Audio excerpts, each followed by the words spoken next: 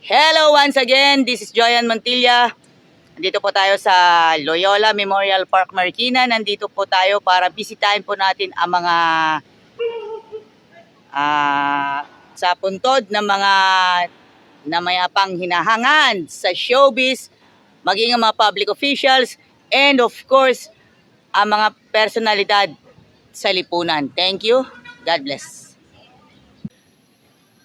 Okay mga kaibigan, ayan, andito na po sa puntod ni ng Postigo family, and of course Lola Aurora Postigo, and of course Manong July, and of course ni Manang Pearl, Mommy Pearl, and Daddy July. Of course si Julie Vega, sikat na sikat yan. And of course, andyan yung kapatid niya, Jeffrey Postigo. Of course, James Postigo, yung pinakakuya nila. And of course, Jerry Postigo. Makikita po natin, once na rin nag-showbiz yun, once na rin nag-showbiz ang kapatid ni Julie Vega na si Steve Postigo. Okay mga kaibigan, makikita po natin sa mga bagay OFW, sa mga OFW at ang mga tagahanga po ni Julie Vega.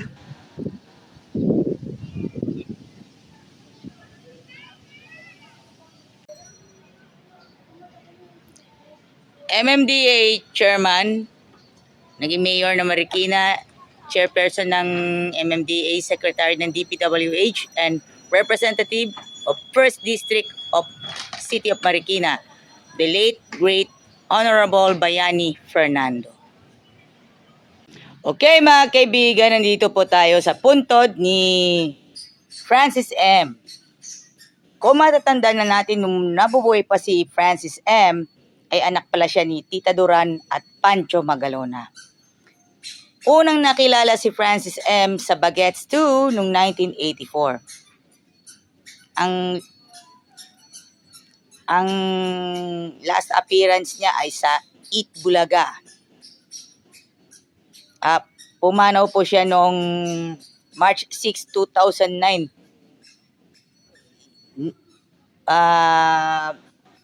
Nayanig ang buong Pilipinas sa pagpanaw ni Francis M. noong March 6, 2009.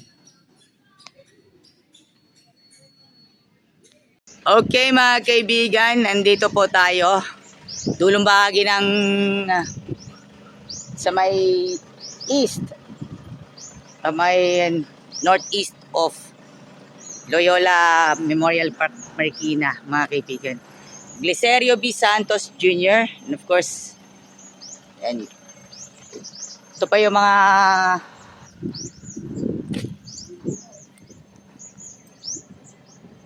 yan po,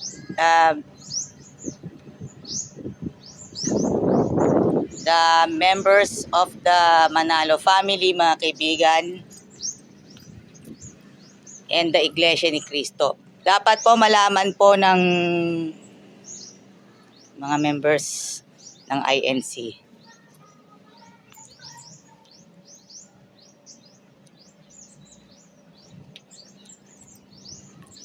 Of course, Glicerio Santos III.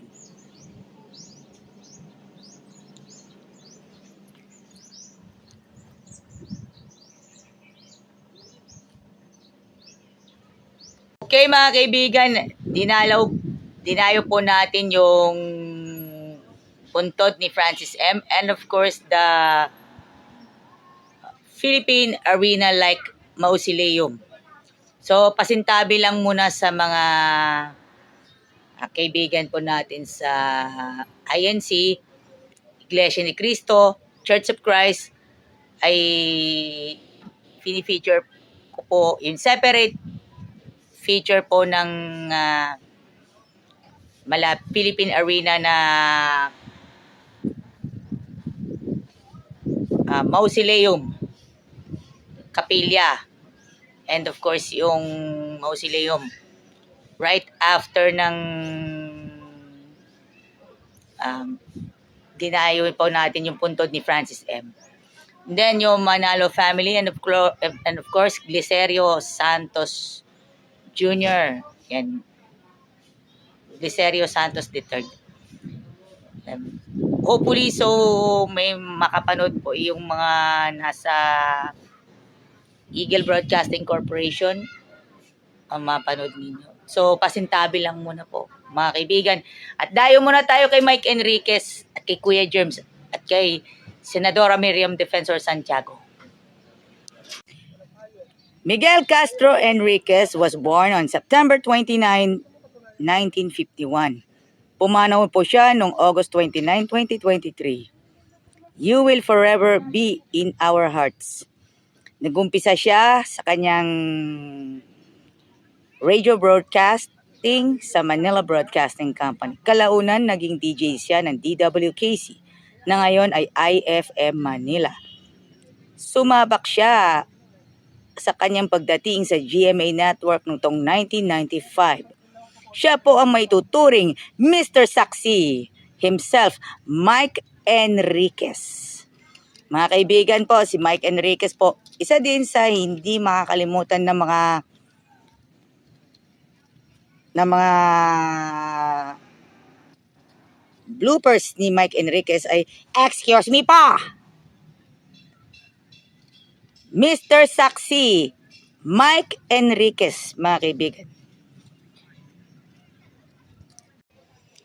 Mario Dumawal, one of the famous reporters of the ABS-CBN News and ABS-CBN Entertainment, known as the reporter of the stars for the ABS-CBN. Born on July 31, 1958 and passed away on July 5, 2023. Mario Dumawal is esteemed as the best and famous showbiz reporters, as known as the reporter for the stars. Yun oh. Dumating na tayo sa puntod ni Marcia Porontong Este. Si Nida Blanca pala. Si Nida Blanca ay isa sa mga matagumpay na lead star ng John and Marcia. John and Marcia na magsimula po noong 1973 at nagtapos noong 1990. Pumanaw si Nida Blanca noong November 7, 2001.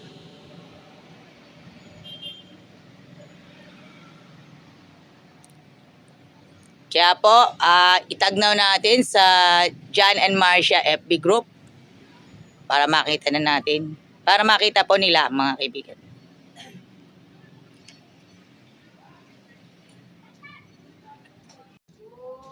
Hello mga kaibigan po, ito po. Parating po natin kay Kuya John Knight. Master Showman, Herman Moreno, also known as Kuya Germs. Born on October 4, 1933. And pumanaw po siya noong January 8, 2016. Siya po yung mas kinilala bilang star builder, master showman.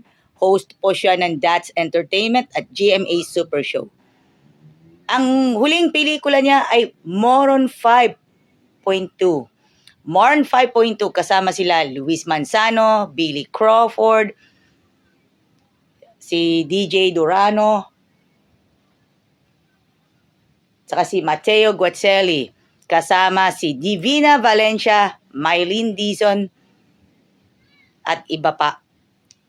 Master Showman, Kuya Germs, Herman Moreno. Senator Miriam Defensor Santiago was born on June 15, 1945. Pumanaw po siya noong September 29, 2016. Siya yung kilalang senadora pagdating sa matapang na paghahayag sa 2011-2012 Chief Justice Impeachment Trial featuring Chief Justice Renato Corona. At syempre naman po si Senadora Miriam Defensor Santiago ay isa ding warang senadora. At naitampok ang kanyang true to life story sa MMK at sa wagas. Ang ating pagsalubong po natin kay Senadora at ang pagsaludo natin kay Senadora Miriam Defensor Santiago. Mabuhay po tayong lahat. May you have God bless us all. Ito yung anak ni Senadora Miriam Defensor Santiago na si Alexander Defensor Santiago na pumanaw noong 2003. Pinakita po yung nagmamakaawa at umiyak si Senadora Miriam Defensor Santiago on national TV. Ngayon po ay ating gunitain ang ang kanyang memories ni Senadora Miriam Defensor Santiago. Mabuhay po tayong lahat. Senadora Miriam Defensor Santiago. Andito po tayo sa puntod ni Senadora Miriam Defensor Santiago. Kinilala siya bilang isa sa mga main character ng impeachment trial ng Chief Justice na si Renato Corona at mahilig siya sa pick-up lines. Do you know that? Thank you.